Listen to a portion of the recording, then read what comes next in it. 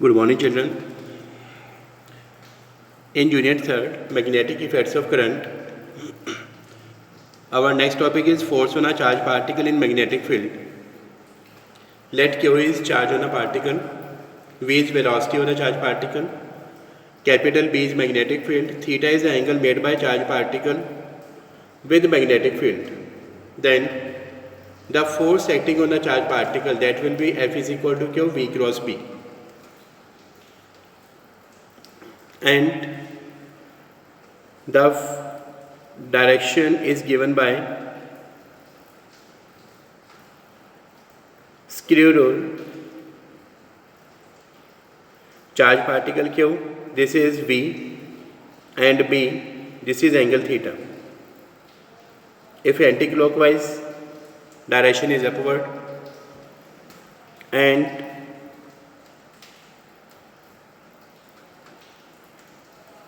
negative charge particle is moving, minus Q, V, B, this is clockwise, so direction will be downward. So we can write here Fm is equal to QVB sin theta. Now cases, theta is 0 degree, sin 0 will be 0, theta is 180 degree, sin 180 will be 0, the force acting on a charged particle will be 0. It shows that if the charged particle is moving parallel or anti-parallel to the magnetic field, then magnetic force will be 0 and the charged particle goes undeviated.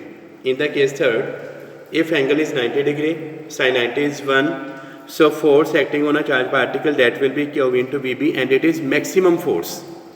Now, if the velocity is 0, charged particle is at rest in the magnetic field, force Q 0 into B into sin theta, magnetic force will be 0.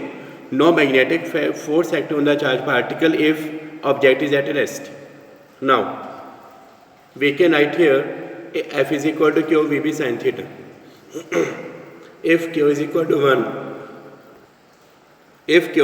1 coulomb, so we can say this is unit charge particle, weighs 1 meter per second, moving with unit velocity, angle is 90 degree, means charge particle is moving perpendicular to magnetic field, then force is equal to B. Then magnetic force acting on the charged particle, that will be equal to the magnetic field.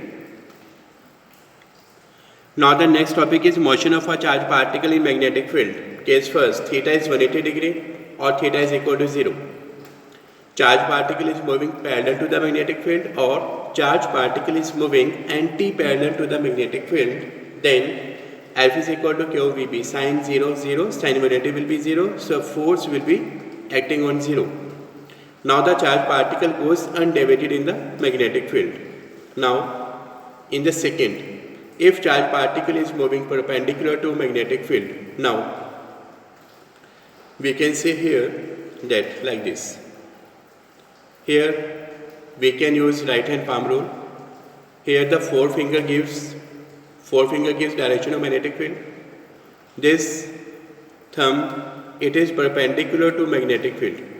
If the thumb is perpendicular to magnetic field, so they are perpendicular. So here thumb is direction, here the thumb is the direction of motion, forefinger is direction of magnetic field, then this palm, it gives direction of the force acting on a charged particle. So therefore we can say, now the charged particle will move in a circular path. If the charged particle is moving in a circular path, then R is radius, V is velocity. So therefore we can write here F is equal to QVB, sin theta is 90 because charged particle is moving perpendicular, sin 90 is 1, so force is equal to QVB. If the charged particle is moving in a circular path, then centripetal force F is equal to mv square upon r. Equation number second, magnetic force and centripetal force, they are equal to each other. Now we can write here mv square upon r is equal to QVB, r is equal to mv upon QB. So we have found the radius of a charged particle in a magnetic field. Here m shows mass, v is velocity, q is charged particle, b is magnetic field. Now time period, we know time is, to complete one revolution, time is distance upon velocity. For one revolution, distance is circumference, that is 2 pi r upon v. Put the value of r, that is mv upon qb. So we get time period t is equal to 2 pi m upon qb. Now time period is independent of velocity here. Now we know frequency reciprocal of the time. So reciprocal of a time, that is equals to qb upon 2 pi m. Now the case third, if charged particle is moving at an angle theta with magnetic field. Charged particle is moving with velocity v at an angle theta. We can resolve velocity v into two components. Along the horizontal v cos theta, along the vertical it is v sin theta. Due to v sin theta, it moves in a circular path, but at this point v cos theta act, so it do not allow the charged particle to move in a circular path, but it goes in this way. So it will move like second, now again it will move, so it will follow the helical or spiral path.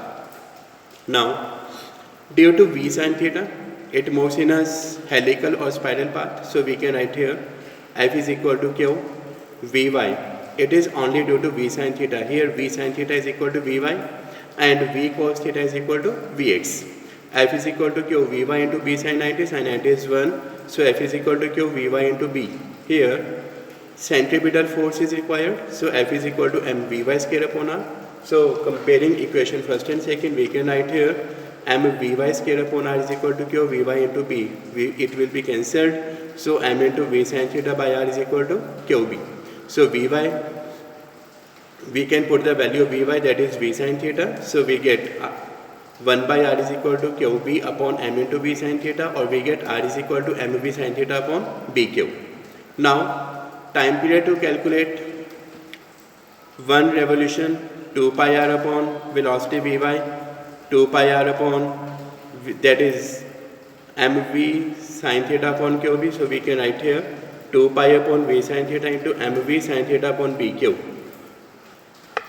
Directly put the value of vy, r, value of r here, so we get t is equal to 2 pi m upon qb. Frequency is 1 by t qb upon 2 pi m. Now pitch, this is a horizontal distance covered in 1 revolution.